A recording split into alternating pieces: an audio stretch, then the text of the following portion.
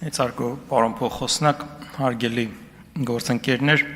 ձեզ եմ ներկայացնում խաղային գործունեության կարգավորման մասին օրենքում եւ հարակից օրենքներում փոփոխություններ եւ լրացումներ կատարելու մասին օրենքների նախագիծը։ Փորձեմ բովանդակային ներկայացնել, թե ինչ խնդիր ենք ուզում կարգավորենք։ Այսօր մենք ունենք մի իրավիճակ, երբ խաղային ոլորտը էականորեն փոփոխություններ է կրել։ Հասանելի են դարձել մի շարք բջջային հավելվածներ, ինտերնետ կայքեր, որոնց միջոցով խաղադրույքներ կատարելը եւ ինտերնետ շահումով խաղերի մասնակցելը դարձել է ծայրաստիճան հասանելի եւ դրա հետ մեկտեղ առաջ են եկել մի շարք մարտահրավերներ։ Մենք փորձել ենք այս օրենքների նախագծի փաթեթով մի շարք նոր կարգավորումներ ներդնել, որը կօգնի կիրառել այն օրենսդրական սահմանափակումների դաշտը, որը մենք ունենք այսօր արդեն իսկ ներդրված։ Գործող սահմանափակումները ըստ էության այնպես է ստացվել, որ շատ պատշաճ ձևի կամ հիմնականում պատշաճ ձևի կիրառվում են նաև մեր հսկողության արդյունքում լիցենզավորված օպերատորների կողմից, այսինքն լիցենզավորված խաղատների, on-line կայքերի եւ այլ մասնակիցների կողմից, սակայն քանի որ ինտերնետը Հայաստանում բավականին բաց է եւ գրեթե սահմանափակումներ մենք ինտերնետ դաշտում չունենք, ստացվել է այնպես, որ մի շարք ապօրինի խաղատներ, on-line խաղատներ, որոնք Հայաստանում լիցենզավորված չեն, միգուցե ունեն լիցենզիա այլ երկրներում, սակայն Հայաստանի օրենսդրության շրջանակներում որևէ գործընթաց չեն անցել, իրենց ծառայություններն են առաջարկում եւ մատուցում Հայաստանի Հանրապետության քաղաքացիներին, ընդ որում ունենք դեպքեր, երբ այդ ծառայությունները ոչ թե ուղղակի իրենց այլ երկրի կայքերով, այլ լեզուներով են առաջարկում, այլ հենց հայերեն լեզվով։ Այսինքն թիրախավորված հենց հայկական շուկայի համար այդ միևնույն ժամանակ չունենալով որևէ լիցենզիա, չվճարելով Հայաստանում որևէ տեսակի հարկեր, պետական տուրքեր, սահմանված այլ վճարներ։ Այս ամենը կարգավորելու հետ կապված իհարկե օրենսդիրը նախկինում էլ փորձել է մի շարք կարգավորումներ ներդնել եւ գործադիրը փորձել է այդ կարգավորումները կիրառել, բայց մեր համոզմամբ այդ կարգավորումները բավականաչափ արդյունավետ չեն։ Մասնավորապես գործող օրենսդրությամբ հնարավորություն կա ինտերնետ տարածքում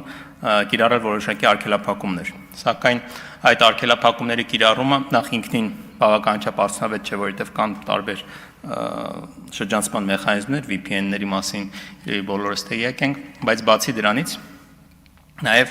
մեր բյուրոկրատական գործընթացը, որը նկարագրված է օրենքով, բավականին դանդաղկոտ է եւ ժամանակատար։ Արդյունքում մինչև մենք գործընթաց եք իրականացնում օրինակ 50 կայք արգելափակելու համար, այդ գործընթացի ավարտին արդեն համապատասխան կազմակերպությունները ստեղծացնելու եւս 50 կայք, որը նույն գործընթացով պետք է անցնել։ Այս ամենով պայմանավորված մենք առաջարկում ենք ներդնել երաստիճան պաշտպանության համակարգ, որը ուզում եմ նշել, որ չի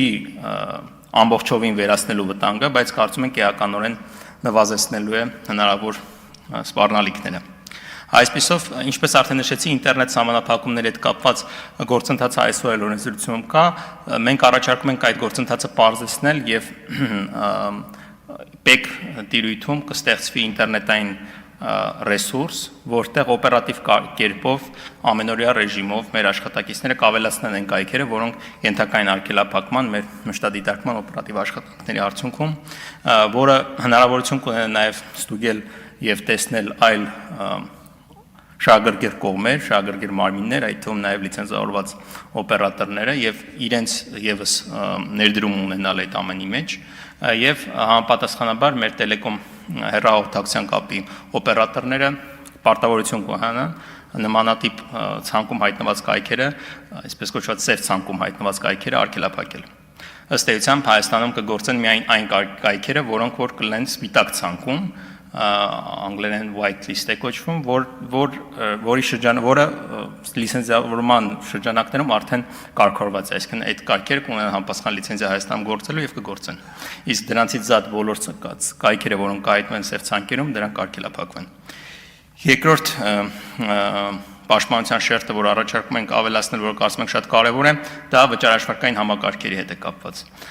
Բնականաբար այս կայքերը պետք է ինչ-որ տեղից գումարներ ստանան, շահումներ փոխանցեն եւ այլն, եւ մեր վճարաշվարկային համակարգը իհարկե այսօր էլ որոշակի առումով փորձում է սահմանափակել, բայց ոչ բավական կարծում ենք արդյունավետ օրենքի շրջանակում կփորձենք դա ավելի